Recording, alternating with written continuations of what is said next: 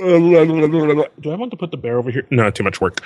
Three, two, and hey, what's up, ladies and gentlemen? Welcome to another Hallyujuku Talks episode. This week, we are speaking about something not near and dear to me, but something that we need to speak about, which is Show Me the Money for it's all about the Hot money. Hot takes. Yeah. Swag. Yeah, so we finally have gotten our hands on the first episode of Show Me the Money. It's on the internet. If you're looking for it, so You can find it. I'm pretty sure an interesting Google search and it'll come right up to you. Mm-hmm. So this is Show Me the Money 4. This is the fourth season of the kind of rap all-star what do you want to call it? Like the reality Battle Royal competition. Yeah. So, you've got all right. Let's one. So we've had a couple of seasons of Show Me the Money, which we've gotten a few notable rappers in the Korean music scene out of, like Swings and Bobby, and just a lot of people. I'm not going to sit here and just name people, because that's just kind of dumb. So we're entering Show Me the first things we have to talk about are who are the producers, right? Yes. So this year for Show Me the Money 4, we have Verbal Gent and Sani as a team of producers. We have pretty much introduced Tableau and these other two niggas. Which is them other two were Jinu Shan, old school dudes in the K-pop scene. But really that team was about Tableau. Yeah. But you have to admit, everyone there was really excited to be judged by Jin Shin. Like, I think they were excited to be judged by Sean because they thought he was going to be super nice. Yeah. And he was just kind of like, he'd get up to people like, all right, go. No. Just walk away. Not even say anything. But yeah, go on. And we go on to the next producers. So you got them, which is pretty much the YG team again. Yeah. In that one. So you come out of that, and then you have Team AOMG, yes, which is J Park and Loco. Who am I forgetting? Oh, Zico. Zico. and his buddy Palo Alto. Palo Alto, yes. Who is another notable name in the Korean hip hop scene. Yeah. For being a pretty good verbalist, for being pretty verbally well thought out in the Korean hip hop scene is what Palo Alto is kind of known for. So those are your producers, right? So yeah, the first I think here's where we start this discussion. Yes. You still have not watched season 3 yet, right? No, not yet. And I do plan on doing it. I keep saying I'm going to do it, but I will do it. Yeah, you're worse than me with dramas right now. Yes. But okay, so here's where we start. What do you as kind of the no name coming into this think of that lineup of producers? And then I'll give my thoughts of the lineup of producers as compared to what I know of it, having seen parts of season 2 and all of season 3. Yeah. I will say it's funny to look at the names and think, who's that guy to judge rappers? Who's that guy? He's kind of a no-name, especially J Park. Yeah. And Zico, who's kind of relatively new.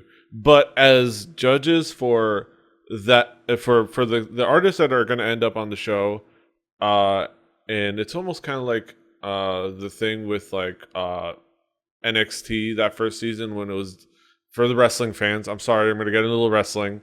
None of you will get this, but when Daniel Bryan Danielson was put under the tutelage of the Miz, and people are like, "What the fuck? How is the Miz the teacher of Daniel Bryan?" Where the Miz actually had something that he could have taught Daniel Bryan, which is that next step of like the presentation and charisma and character development. Right. So you look at guys like the guys that you just assume, like J Park, what did he have to say about anything? Zico, he's such a what does this young cat have to tell anybody about anything?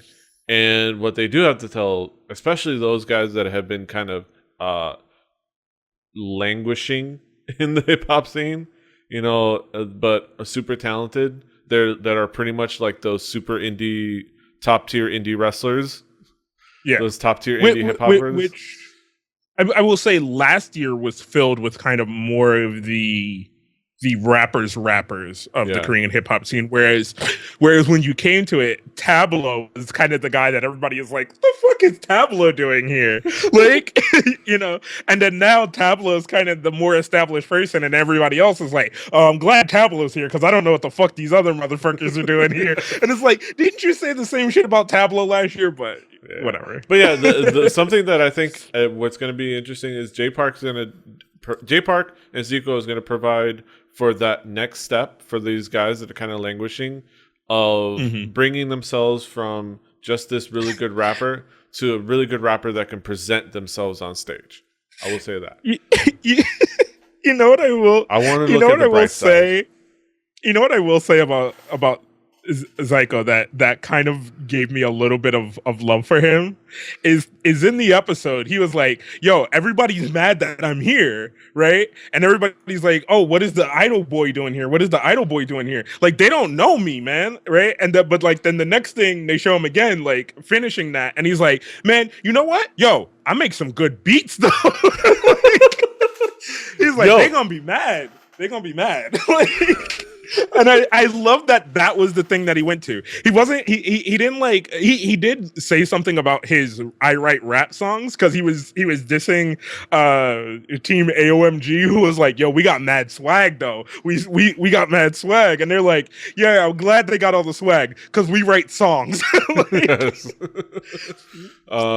that I did love that they brought that back because season 3 was filled with a lot of the producers like, these motherfuckers, like, please, So I'm glad that still is there a little bit.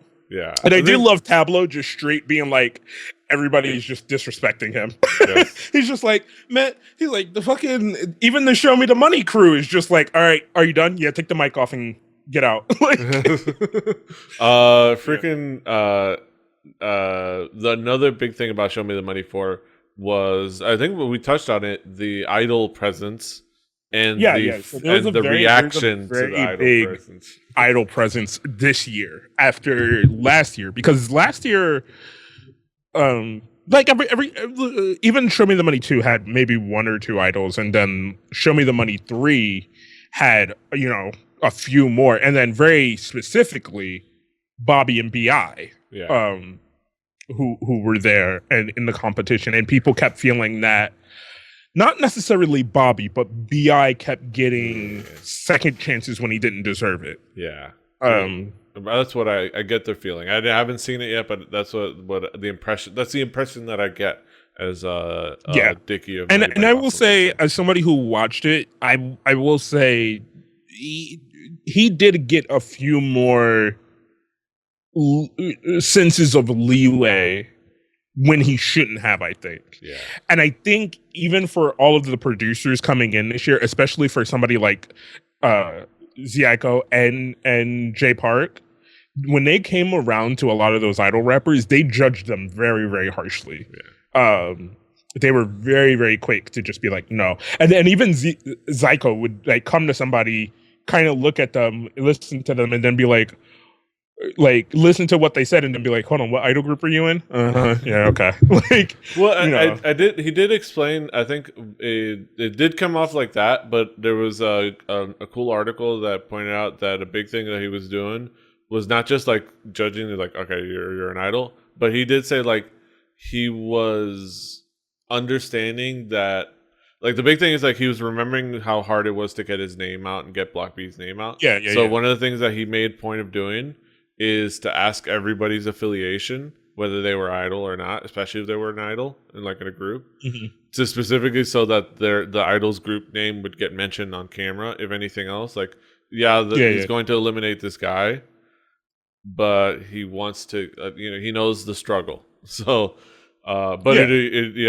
outside of that, the impression was like, okay, yeah, there's more idols this year. Like Vix's Ravi, who actually impressed.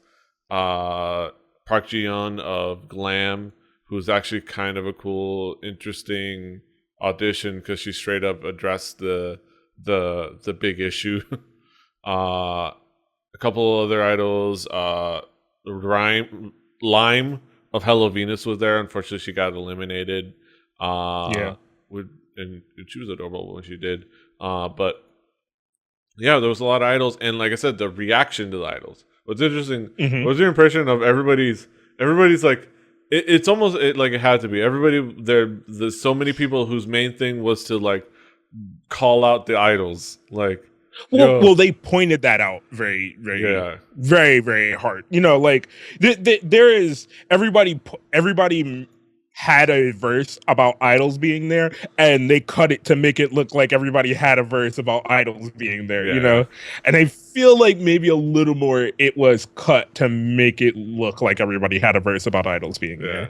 I think kind of the big things that I took from this is, one, there were a lot more female rappers just in general, whether they were good or bad.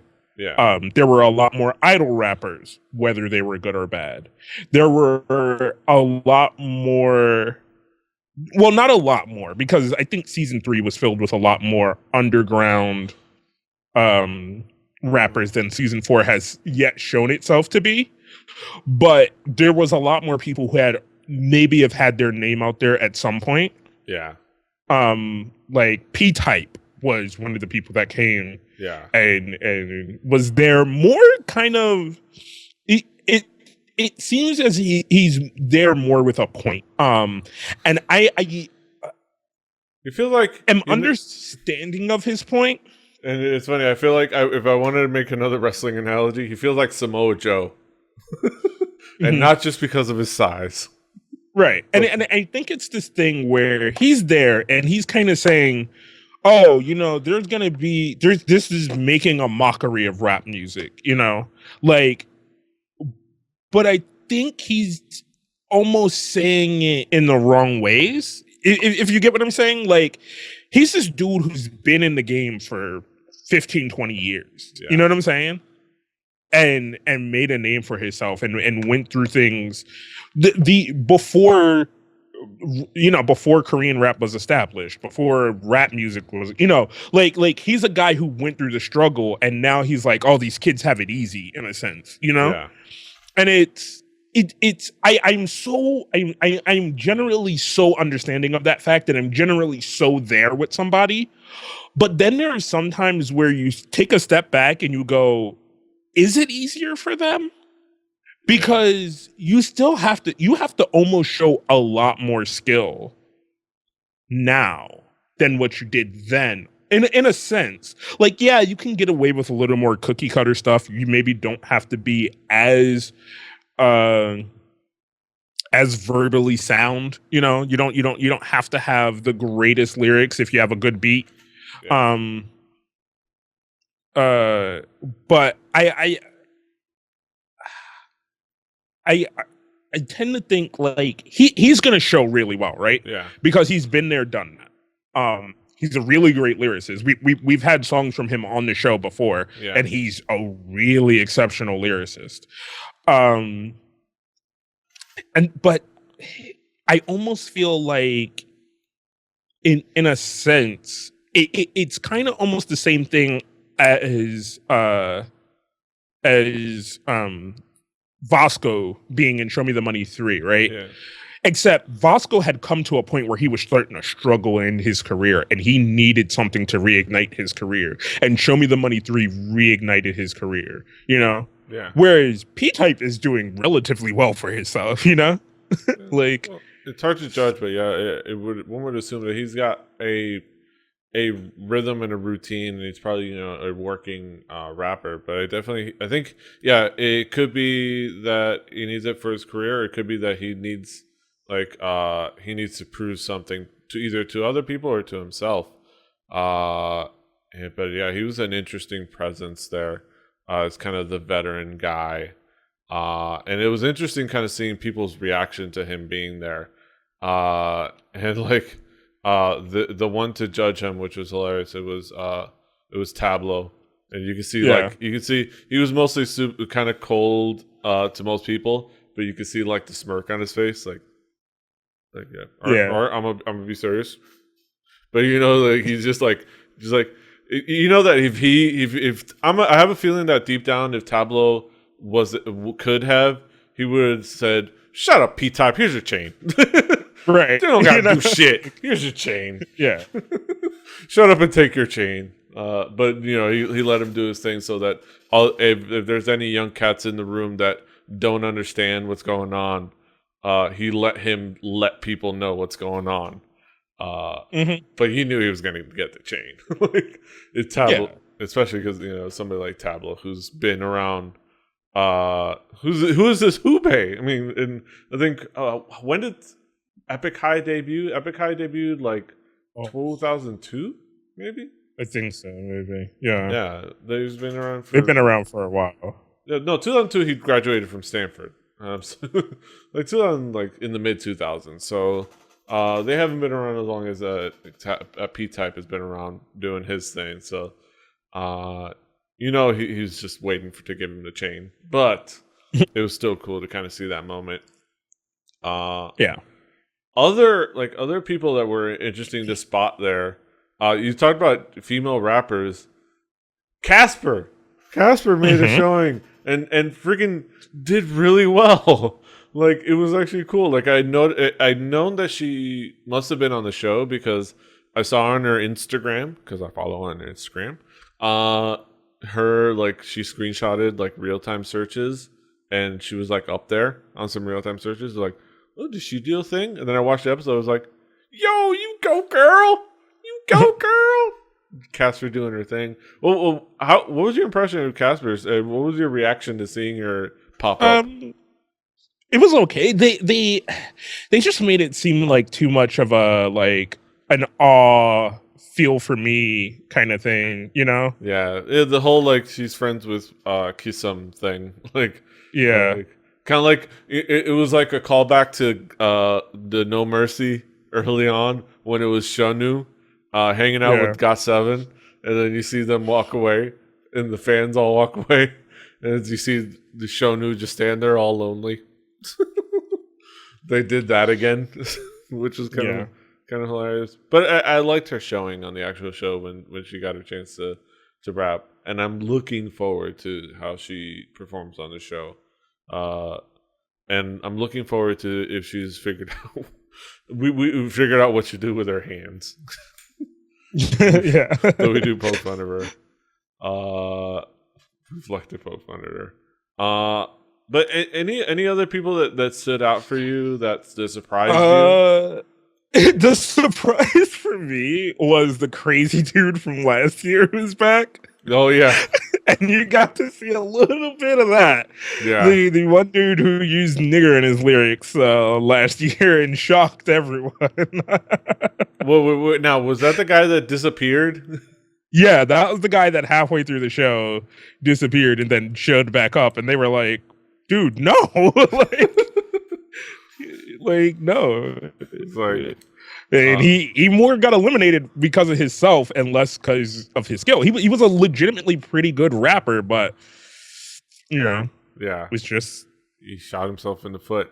And I like the moment where it's like, but he's also crazy as dicks. Yes, I love the moment. There was Sani, right? It was Sani that was judging him, right? Yeah. It was like, you gonna be like last Sani year? just walked up to him and was like, God damn it!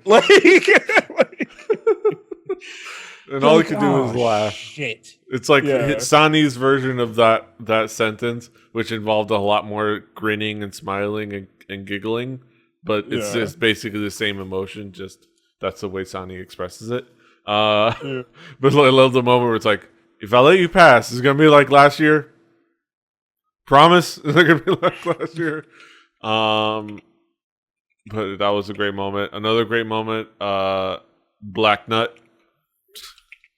Your boy Black Nut. Oh yeah, Black Nut. We finally got to see the moment with Black Nut dropping his pants Uh, Yeah. it was kind of a classic thing.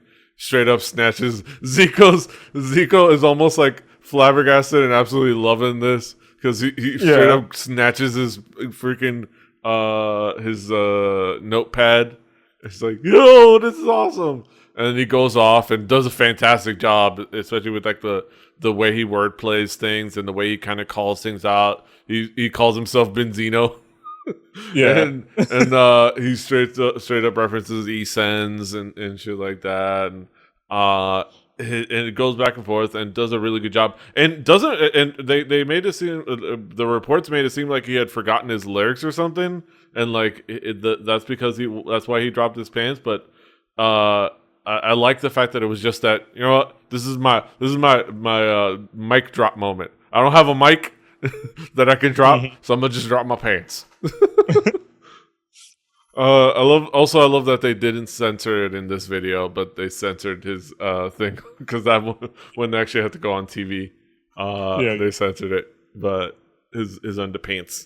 But what was your impression? I mean, given the antics, it was a pretty good rap overall. It was a definitely pretty good rap, and I think like even he says he's like, I kind of have set myself up to be this ridiculous person. I'm not really this ridiculous person, but that's who I am when I rap, you know?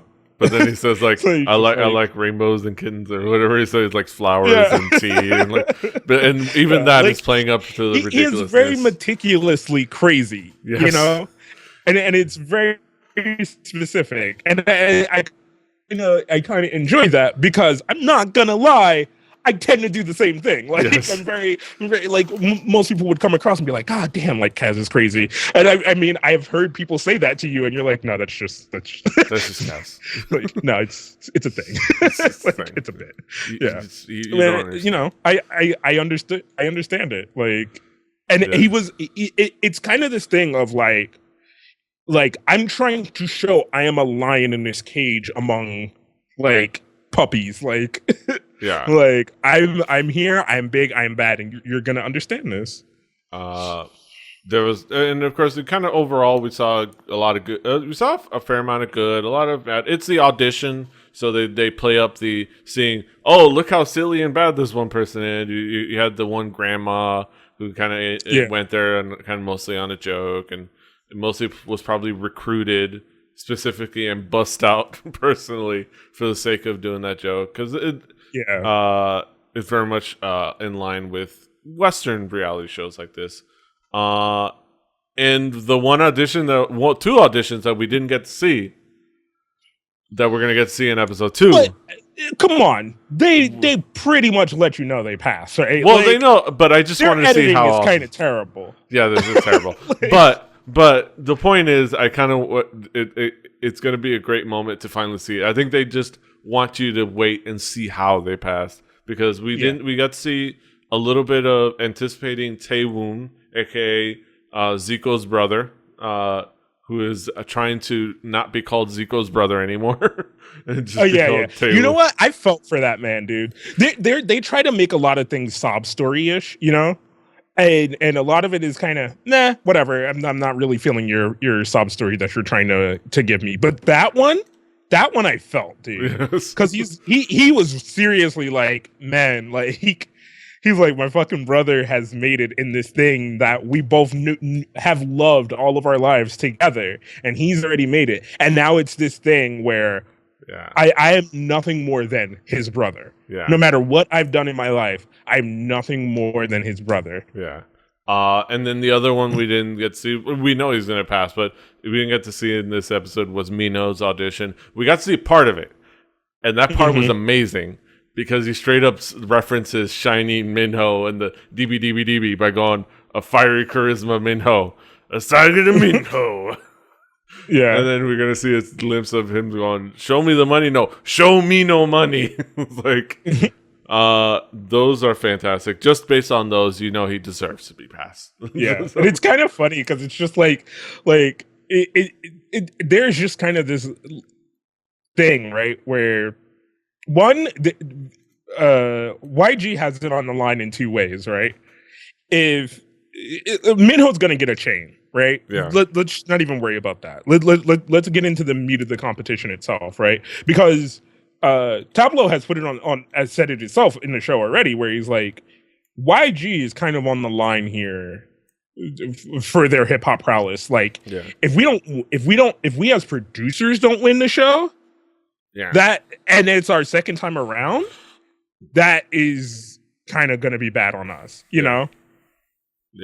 Whereas he's like, and then you have some of the YG artists with Minho specifically there, who's like, you know, if I don't do this, you know, like that's me losing out to Bobby as a rapper, like, you know, and just there's just a lot of things there on both sides, you know. Overall, and also wasn't God damn, I can't think of his name, from Monster X there too, right? Yeah, Juhan. They showed him, but they didn't show his audition. Yeah, they didn't show his audition either, and I don't know if they're going to show his audition. But he was definitely there. We're gonna have to see episode 2. I think overall, let's say episode 1, first impressions of Show Me the Money season 4. So, what do you think? Overall, so far, I'm still excited. I'm just as excited as I was when I came across Show Me the Money season 3, and then, you know, kind of watched parts of season 2 I mainly watched the performances from season 2. But I watched all of season 3. I kind of went through it and watched it. Really enjoyed it. I will say, I'm not giving this a gripe of the show, just kind of who's posting it right now. Like, I was not impressed with the fucking translation of this one, and I'm hoping I can find it from the people who did Show Me the Money 3, because it was kind of sloppy and all over the place a little bit. But I'm not. That's not an actual gripe on the show. Yes, unless you want to gripe about the fact that they don't sub the show, which is a kind of a bummer. Somebody legitimate should be subbing the show, because it's definitely a good show that should be out there. So that's my gripe. It would have Western appeal. You know, my actual gripe is that it's not being subbed produced officially. Subbed officially by somebody. Like it was for another Mnet show that was on 1-K. No Mercy. Like they could do it like that. Like they always, put it on 1-K. First impressions. I think it's a really interesting season. I don't know how to compare it to season 3, but I definitely had a lot of cool moments watching the show. It's that thing with Mnet now that I realized Mnet is the official Korean Western reality show style importer. Like they're the ones that are going to be the most like American Idol and X Factor and stuff like that, which is understandable. It's a format and it's a formula and it works. So it's going to be. I'm looking forward to it. Real quick before we finish up, who's your favorite so far? I'm not. Because I know the auditions aren't done. I'm gonna wait until we get into the versus rounds. Okay. So there's gonna be a round where they put people right up against each other or whatever, right? And I think last time it was right before they picked the teams, before what teams people were gonna be on. So I'm gonna wait till there, because then we're gonna know exactly who we have in this competition. Yeah. Unlike, because the auditions, they try to kind of mess with you a little bit and they'll make you think somebody's in who really isn't. But it's one of those things, and there's still some people that we're not sure about, because there's gonna be a lot of people that pass auditions, and then there's another cut down rate. So once we kind of get to that next cut down rate, and I know those are the people who are kind of in the competition, that's when I'll pick a favorite. Okay. Yeah. I'm gonna go with Black and then Nut. I'll pick a favorite team from there. I'm gonna go with Black Nut. He's my favorite in many ways. Black Nut. But yeah, Show Me the Money, season 4. Impressive so far. We'll revisit it. I don't know, maybe midway point, probably just at the end. but we'll revisit it and give our thoughts once it kind of midweight point would be pretty good for this show. Yeah, and we'll talk about it then. But that's it for our first impressions of Show Me the Money, season 4. So, like I said, if you like these things, we're gonna try to do more of these along with our regular episodes. If you want to watch these and our regular episodes, just go ahead and subscribe to the YouTube page right down there. It's that easy. There's not even a Patreon level. No, just a subscription to the YouTube page. You can watch these videos and our proper podcast episodes for Hallyujuku and all the other shows. But that's it for us. Until next time, hasta los huevos.